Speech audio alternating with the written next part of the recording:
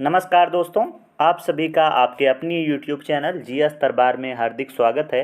दोस्तों, हम लोग समीक्षा अधिकारी री एग्ज़ाम और यूपी पीसीएस को ध्यान में रखते हुए तैयारी कर रहे हैं, जिसमें पिछले वीडियो के माध्यम से हम लोगों ने जो है जीएस का प्रैक्टिस सेट करना शुरू किया था, जिसमें हम लोगों ने पॉलिटी से बनने वाले महत्वपूर्ण प्रश्नों की चर्चा की थी। उसी श्रृंखला को आगे बढ़ाते हुए आज हम लोग पिछले वीडियो के माध्यम से कुल 50 प्रश्न किए थे। आज उसी के आगे देखते हैं। प्रश्न संख्या 51 है दोस्तों।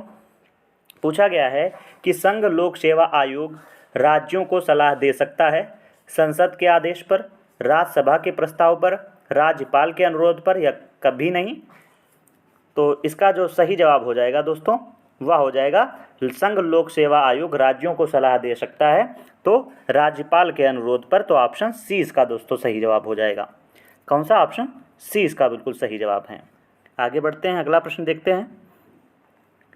अगला प्रश्न है, निम्नलिखित में से किसे मेरिट पद्धति का प्रहरी माना गया है? संसद, सर्वोच्च न्यायालय, संघ लोक सेवा आयोग या केंद्रीय सतर्कता आयोग। तो मेरिट पद्धति का प्रहरी जो माना जाता है वह संघ लोक सेवा आयोग को माना जाता है। तो ऑप्शन इसका जो है सी सही जवाब हो जाएगा। अगला प्रश्न, अगला दोस्तों प्रश्न है, राज्य लोक सेवा आयोग के अध्यक्ष एवं सदस्यों को निम्न में से कौन हटा सकता है? ऑप्शन आपके दिए गए हैं, राज्यपाल, राज्य विधानसभा, राष्ट्रपति या मुख्यमंत्री। तो इसका सही जवाब हो जाएगा राष्ट्रपति हटा सकता है। तो ऑप्शन सी इसका जो है बिल्कुल सही जवाब हो जाएगा। आगे बढ़ते हैं दोस्तों। अगला प्रश्न है, वित्त आयोग के संबंध में निम्न कथनों पर विचार कीजिए। इसका वर्णन संविधान के अनुच्छेद 280 में किया गया है। यह एक अर्ध न्यायिक निकाय है। इसका गठन संसद द्वारा किया जाता है। उपर्युक्त में से सही कथन हैं। तो बताना है कौन कौन से सही कथन हैं। तो पहला है, इसका वर्णन संविधान के अनुच्छेद 280 में किया गया है। तो पहला तो कथन सत्य है। अगला कथन क्या दिया गया है? अगला दोस्तों कथन है, यह एक अर्ध न्यायिक निकाय है। तो ये भी सत्य है। इसके अलावा अगला दिया गया है, इसका गठन संसद द्वारा किया जाता है। तो इसका ये नहीं होता है, इसका गठन संसद के द्वारा नहीं किया जाता है। तो इसलिए 1, 2 जो सही है वो ऑप्शन ए में सही है। तो ऑप्शन ए इसका सही जवाब हो जाएगा। अगला प्रश्न देखते हैं। अगला प्रश्न है, प्रथम वित्त आयोग के अध्यक्ष निम्न में से कौन थे? के.सी. नियोगी, के. संथानम, पी.वी. राजमन्नार या सी. रंगराजन। तो प्रथम वित्त आयोग के अध्यक्ष जो थे वो थे के.सी. नियोगी। ऑप्शन ए इसका सही जवाब हो जाएगा। आगे बढ़ते हैं। अगला दोस्तों प्रश्न है, राष्ट्रीय अनुसूचित जनजाति आयोग की स्थापना के लिए संविधान में निम्न में से कौन सा संशोधन किया गया है? 86वां, 52वां और 97वां या जो है 89वां। तो इसका सही जवाब हो जाएगा 89वां संविधान संशोधन। 2003 में जो है यह संविधान संशोधन किया गया था। आगे बढ़ते हैं। अगला प्रश्न है, भारत के नियंत्रक एवं महालेखक परीक्षक केंद्र सरकार के लेखों से संबंधित अपनी रिपोर्ट निम्न में से किसे देता है? तो जो नियंत्रक महालेखा परीक्षक होता है, आप सभी को होता है कि वो अपनी रिपोर्ट जो है राष्ट्रपति को देता है। तो ऑप्शन बी इसका जो है सही जवाब हो जाएगा। अगला प्रश्न, भारत के महान्यायवादी के संबंध में निम्न में से कौन सा कथन सत्य नहीं है? इसका वर्णन संविधान के अनुच्छेद 76 में किया गया है। इसकी नियुक्ति राष्ट्रपति द्वारा की जाती है। यह भारत सरकार का सर्वोच्च विधि अधिकारी होता है। यह इसका कार्यकाल 6 वर्ष का नियत होता है। इसमें से कौन सा कथन असत्य है? तो वह ऑप्शन डी। क्यों? क्यों असत्य इसमें लिए है क्योंकि जो भारत का महान्यायवादी होता है उसका कार्यकाल कितने वर्ष होता है? तो वह राष्ट्रपति के प्रसाद पर्यंत तक जो है रह सकता है। तो उसके कार्यकाल का कोई नियत समय नहीं है। इसलिए ऑप्शन डी इसका जो है सही जवाब हो जाएगा। अगला प्रश्न है, नीति आयोग है एक संवैधानिक निकाय, वैधानिक निकाय, गैर संवैधानिक निकाय या इनमें से कोई नहीं। तो इसका सही जवाब है जो नीति आयोग है यह एक गैर संवैधानिक निकाय है। ऑप्शन सी इसका सही जवाब है। अगला प्रश्न है, भारतीय राष्ट्रीय मानवाधिकार आयोग का गठन किया गया है मूल संविधान में, संविधान संशोधन द्वारा, संसद द्वारा पारित अधिनियम से या सर्वोच्च न्यायालय के आदेश पर। तो संसद द्वारा पारित अधिनियम से जो है राष्ट्रीय मानवाधिकार आयोग का गठन किया गया है और इसमें कुल मिला के 6 सदस्य होते हैं, ये आपको याद रखना है। आगे बढ़ते हैं दोस्तों, अगला प्रश्न है मुख्य सूचना आयुक्त का कार्यकाल कितने वर्ष का होता है? 5 वर्ष या 60 वर्ष तक आयु तक, 5 वर्ष या 65 वर्ष की आयु तक, 6 वर्ष या 60 वर्ष की आयु तक, या 6 वर्ष या 65 वर्ष की आयु तक। तो जो मुख्य सूचना आयुक्त होता है उसका कार्यकाल 5 वर्ष या 65 वर्ष की आयु तक होता है, तो ऑप्शन बी इसका सही जवाब है। अगर बात की जाएगी केंद्रीय सूचना आयोग की स्थापना कब हुई थी, तो वो होती है 2005 में उसकी स्थापना हुई थी।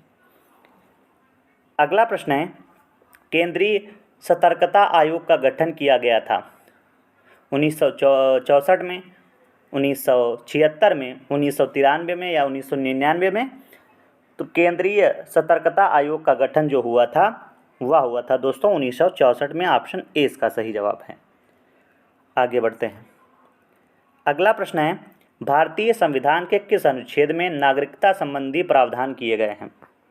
तो सभी को पता है कि नागरिकता का जो उल्लेख है वह भाग 2 में 5 से 11 के मध्य में है, तो इसमें तो वो कोई ऑप्शन नहीं दिया है, तो इसलिए ऑप्शन डी इसका सही जवाब है। नागरिकता किससे किससे तक है? अनुच्छेद 5 से अनुच्छेद 11 तक है, तो वो ऑप्शन नहीं दिया है, इसलिए उपयुक्त में से कोई नहीं सही जवाब हो जाएगा। अगला प्रश्न देखते हैं। अगला प्रश्न दोस्तों है निम्नलिखित में से कौन से अधिकार केवल भारतीय नागरिकों को प्राप्त हैं? लोक नियोजन के विषय में समता का अधिकार, संस्कृति और शिक्षा संबंधी अधिकार, विधि की समक्ष समता।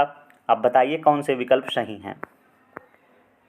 तो इसमें जो ऑप्शन ए वो जो एक है पॉइंट 1 कि लोक नियोजन के विषय में समता का अधिकार ये नागरिकों को प्राप्त है, भारतीय नागरिकों को। संस्कृत और शिक्षा का अधिकार ये भी केवल भारतीय नागरिकों को प्राप्त है, लेकिन जो विधि की क्षमता है ये सभी को प्राप्त है, इसलिए जो है 1 और 2 इसमें जो है सही जवाब हो जाएगा, जो केवल भारतीय नागरिकों को प्राप्त हैं।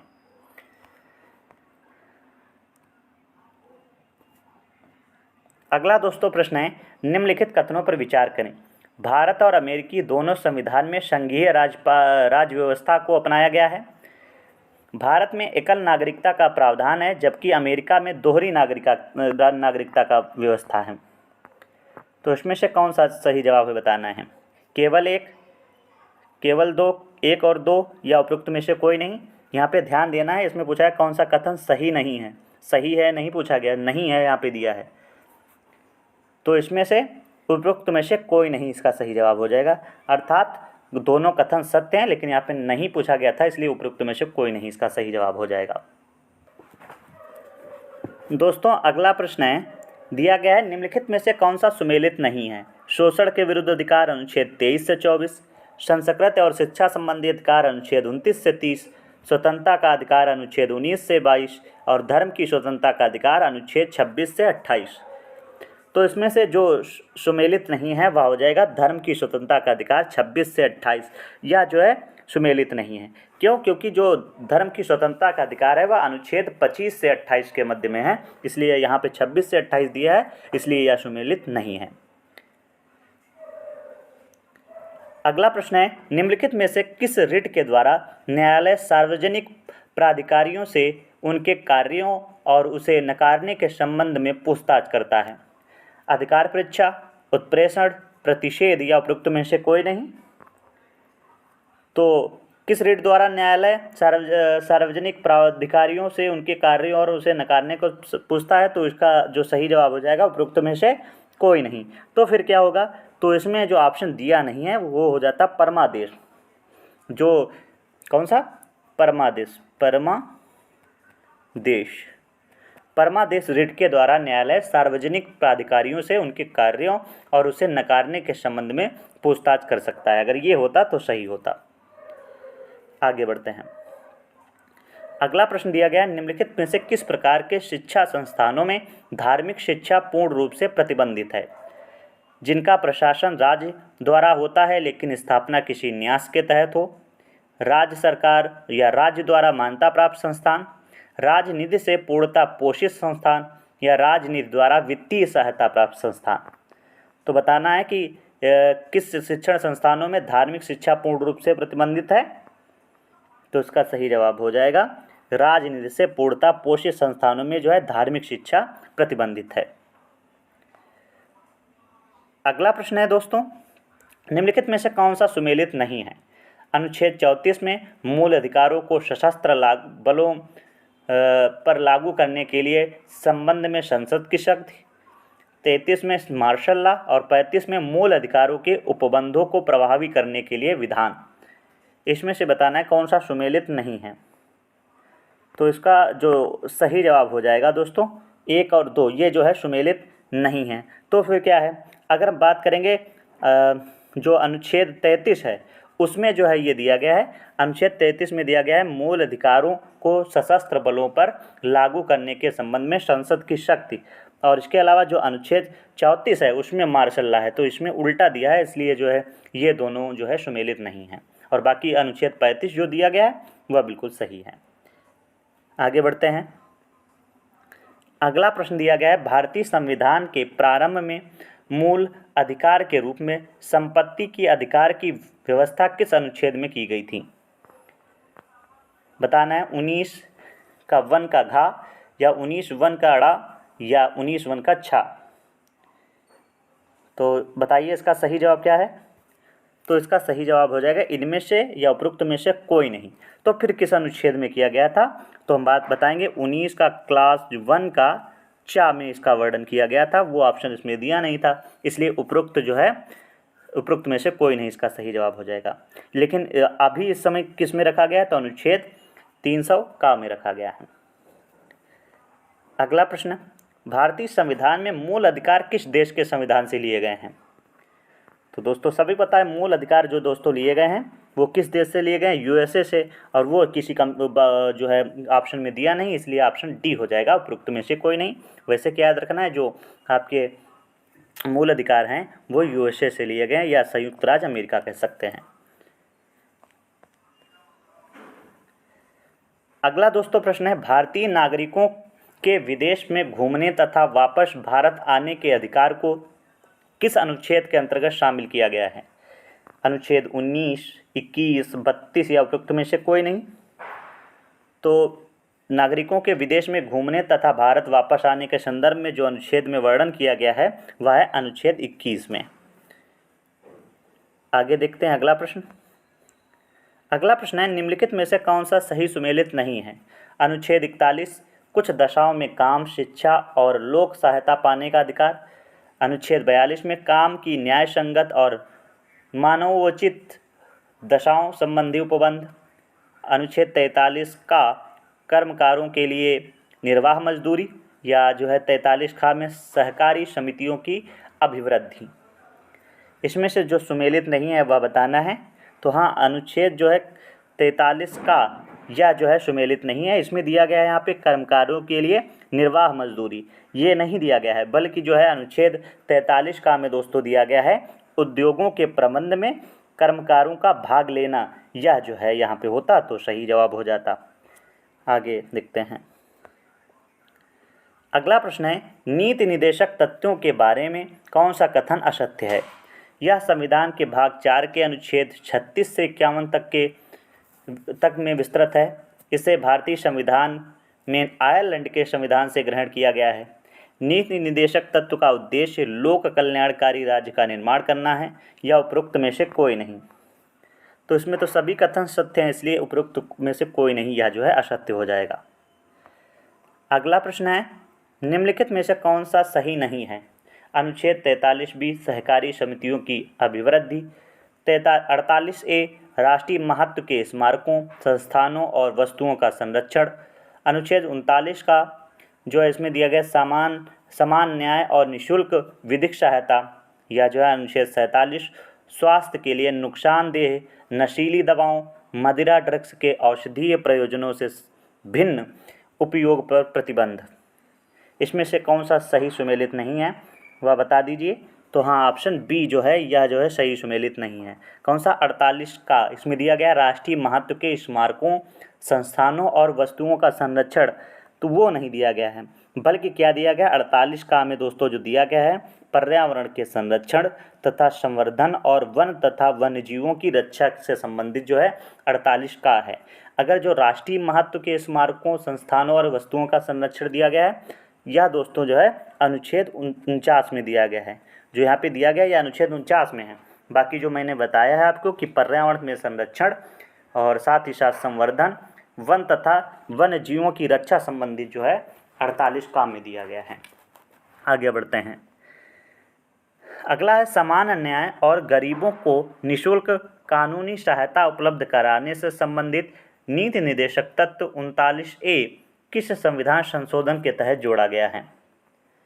25वें संविधान संशोधन या जो है 42वें संविधान संशोधन, 44वें या 91वें? तो इसका सही जवाब हो जाएगा 42वें संविधान संशोधन के द्वारा इसे जो है 1976 में जोड़ा गया है। अगला प्रश्न दोस्तों है, बहुत ही अच्छा प्रश्न ये भी है कि बिना सलाहकार बोर्ड की राय किसी व्यक्ति को कितने समय तक निवारक निरोध के तहत निरुद्ध किया जा सकता है? 2 माह, 3 माह, 4 माह या 6 माह? तो 3 माह के लिए ऑप्शन जो है 20 का सही जवाब है। और किस अनुच्छेद में है? तो अनुच्छेद 22 में इसका वर्णन किया गया है। और इसमें क्या किया गया था कि जो 44वां संविधान संशोधन 1978 हुआ था उसमें जो है इसका जो है समय घटाकर 2 माह कर दिया गया है। तो ये भी आपको याद रखना है। आगे बढ़ते हैं। अगला प्रश्न है, सरकारी क्षेत्र में सामान्य वर्ग के आर्थिक रूप से कमजोर व्यक्तियों या EWS के लिए आरक्षण की व्यवस्था किस संविधान संशोधन के तहत की गई है?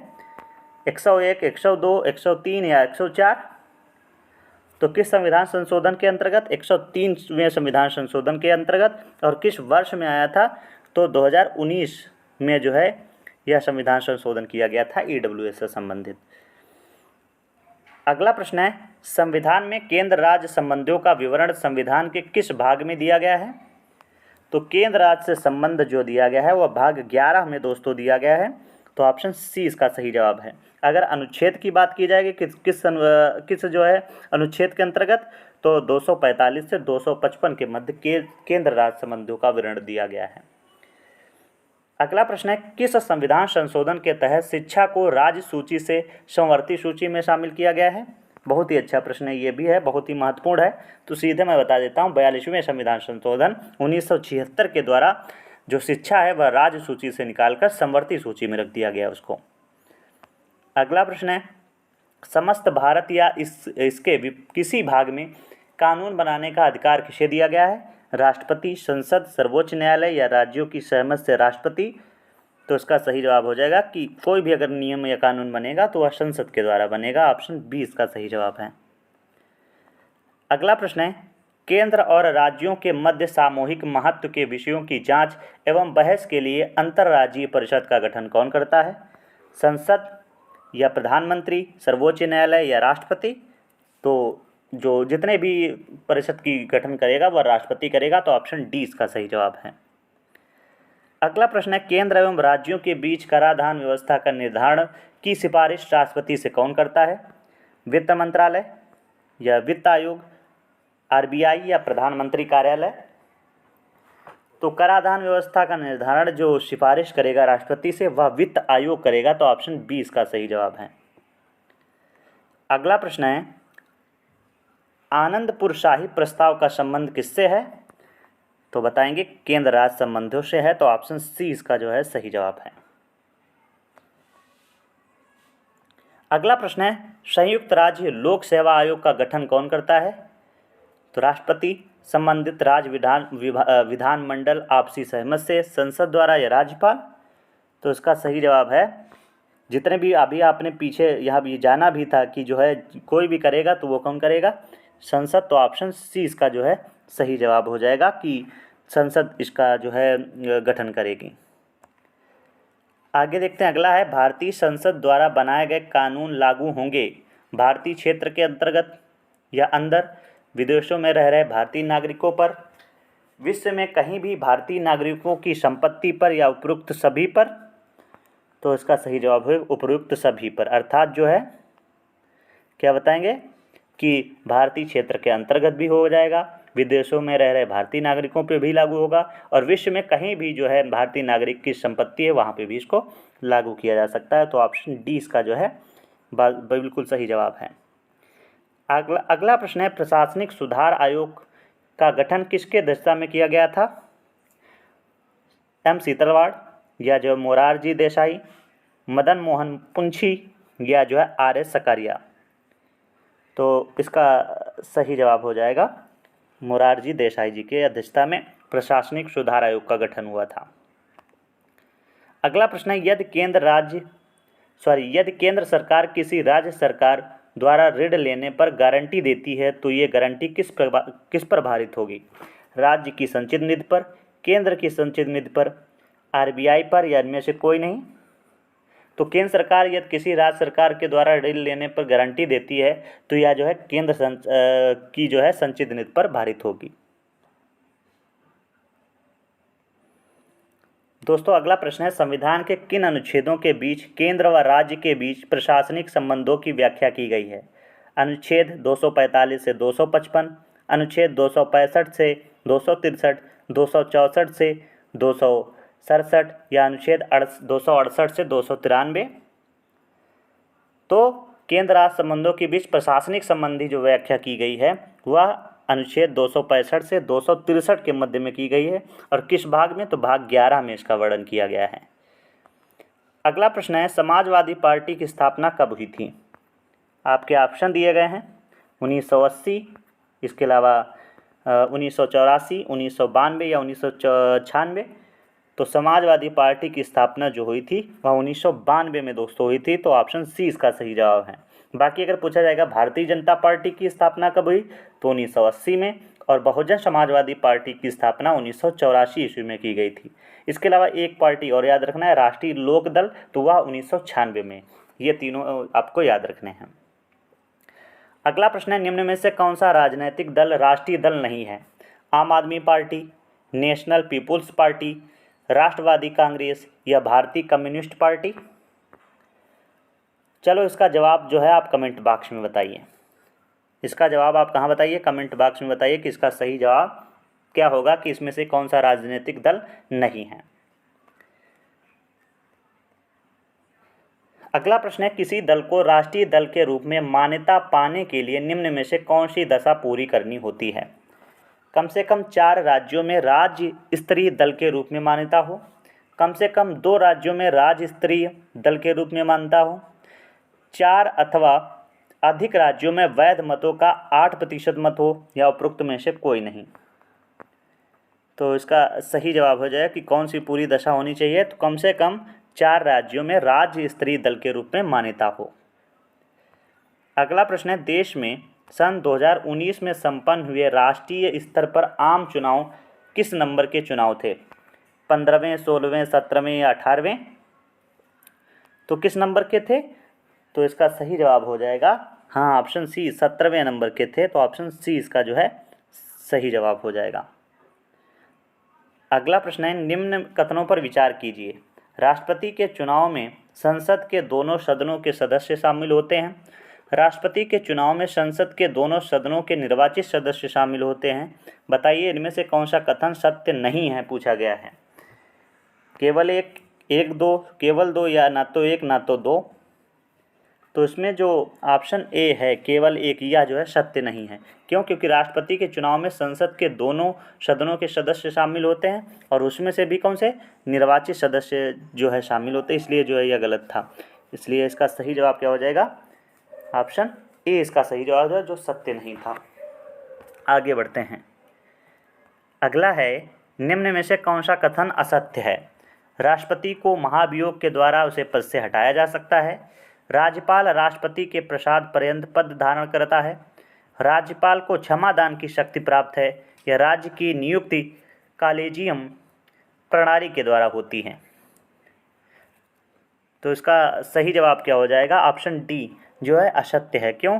क्योंकि राज्यपाल की नियुक्ति जो है कॉलेजियम प्रणाली के द्वारा नहीं होती है, बल्कि किसकी होती है बताएंगे कमेंट बॉक्स में। हाँ, तो न्यायाधीश से संबंधित जो प्रक्रिया होती है वो कॉलेजियम जो है पद्धति के द्वारा या प्रणाली के द्वारा होती है, ना कि राज्यपाल की। अगला प्रश्न है सुमेलित नहीं है। 153 इसमें अनुच्छेद दिए गए हैं, उसमें वर्णन संबंधी। 153 प्रत्येक राज्य के लिए एक राज्यपाल होगा। 155 राज्यपाल की नियुक्ति। 213 राज्यपाल का अभिभाषण। 174 राज्यसभा का विघटन। तो इसमें से जो सुमेलित नहीं है वह ऑप्शन सी 213 में दोस्तों अभिभाषण नहीं है। 213 के तहत जो है राज्यपाल अध्यादेश जारी कर सकता है, वो इसलिए जो है ऑप्शन सी इसका जो है सही जवाब है कि यह सुमेलित नहीं है। अगला प्रश्न है निम्न में से कौन सा कथन सत्य है? भारतीय संविधान में सशक्त केंद्र के साथ संघीय व्यवस्था का रूप कनाडा के संविधान से लिया गया है। भारत में कोई भी व्यक्ति राष्ट्रपति पद के लिए पुनर्निर्वाचित नहीं हो सकता। राष्ट्रपति संसद के किसी भी सदन का सदस्य हो सकता है। राष्ट्रपति द्वारा शपथ ग्रहण करने की प्रक्रिया का उल्लेख तीसरी अनुसूची में है। इसमें से बताना है कौन सा कथन सत्य है। तो इसमें ऑप्शन ए ही सत्य है। कौन सा? कि भारतीय संविधान में सशक्त केंद्र के साथ संघीय व्यवस्था का जो रूप है वो कनाडा के संविधान से लिया गया है। बाकी जो 3 कथन दिए हैं वह असत्य हैं। आगे बढ़ते हैं दोस्तों। अगला प्रश्न है कि राज्यपाल के संबंध में निम्न कथनों पर विचार कीजिए। वह मुख्यमंत्री व राज्य मंत्रिपरिषद की नियुक्ति करता है। वह विधानसभा के सत्र को आहूत व अवसान करता है। वह अध्यादेश भी जारी करने की अधिकारिता रखता है। इसमें से कौन सा कथन सत्य है ये बताना है आपको, बताना है। तो इसमें से देखो, वह मुख्यमंत्री व मंत्रिपरिषद की नियुक्ति करता है तो पहला भी सही हो जाएगा। विधानसभा के सत्र को आहूत व अवसान करता है, ये भी सही है। वह अध्यादेश भी जारी करता है तो ये भी आपने जाना 213 के तहत। इसका मतलब सभी कथन सत्य हैं, तो 1, 2, 3 इसका सही जवाब हो जाएगा।